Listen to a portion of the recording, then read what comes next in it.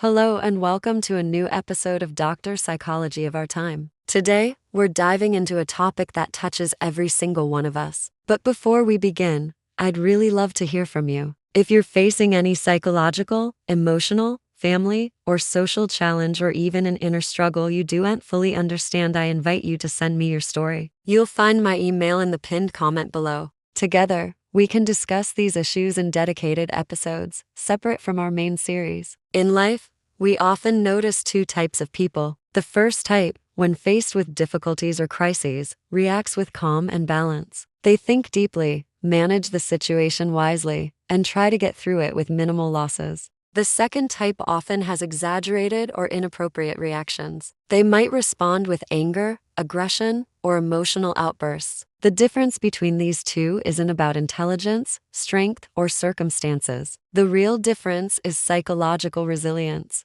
So in today's episode, we're going to explore how to control our emotional reactions, how to build real psychological strength, and how to face life's challenges without breaking down. But before we get into all that, there's one key concept we must understand first. What is mental health? Really? Many people believe that mental health simply means not having a mental illness. But this understanding is incomplete. A more accurate definition is this: mental health does not only mean the absence of psychological disorders. It means being in a positive, balanced psychological state. This definition really deserves a moment of reflection. Just because someone doesn't have obvious symptoms doesn't automatically mean they're mentally healthy. Psychologists often talk about two important concepts: mental well-being and mental distress. And here's the surprising part: they are not opposites. They actually exist on the same spectrum. Imagine a line. At one end, you have mental well-being. At the other end,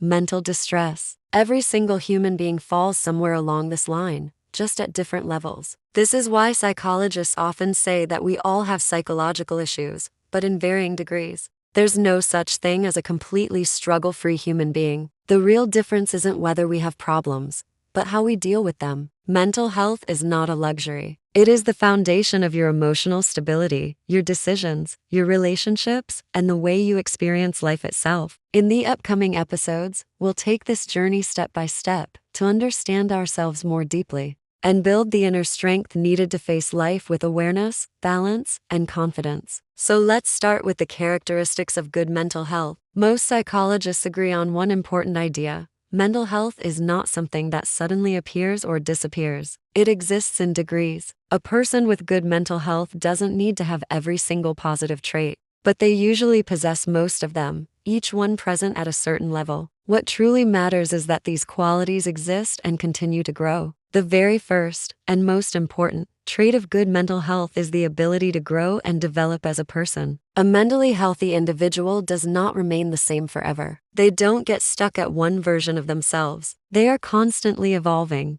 They ask themselves, how can I become better than I was yesterday? What skills do I need to improve? What knowledge am I missing? Growth starts from the inside. It begins with expanding your awareness, increasing your knowledge, and developing your personal abilities. Because a person who stops growing slowly starts falling behind emotionally, mentally, and even psychologically. Why does this matter so much? Growth is not a luxury. It's not just some hobby for successful people. It's a psychological necessity. When you grow, your mind becomes more flexible, your reactions become wiser, and your emotional strength increases. And this is exactly what separates someone who merely survives life from someone who truly lives it. So, how do we actually develop our psychological growth? Personal growth isn't just some vague idea or motivational talk. It's a clear and practical process. The first step is developing our cognitive ability. What does that mean? It means continuously adding new knowledge and experiences to our lives.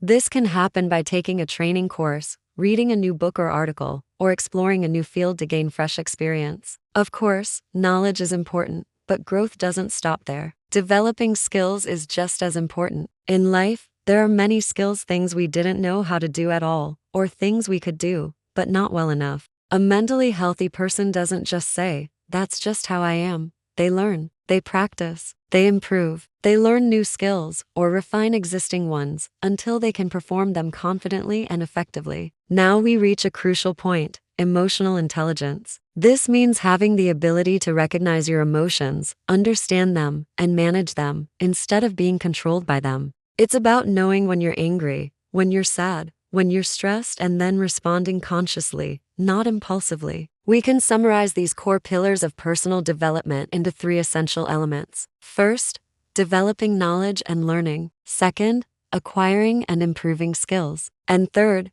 the ability to manage human emotions. These are the foundations of a balanced and healthy personality. Now for the second key trait of mental health, the ability to recognize and correct mistakes. This could be errors in your thinking, emotional reactions, or social behavior. Every single one of us, without exception, has flawed thinking patterns and challenges in our relationships. A mentally healthy person isn't someone who never makes mistakes, but someone who notices the mistake, admits it, and works to correct it. Whether it's a cognitive error, an emotional overreaction, or a social misunderstanding, they are willing to face it and fix it. In the next part, we'll explore how to identify these thinking errors, how to change them, and why we sometimes repeat the same mistakes even when we believe we understand ourselves well. Thanks for watching, and I'll see you in the next episode.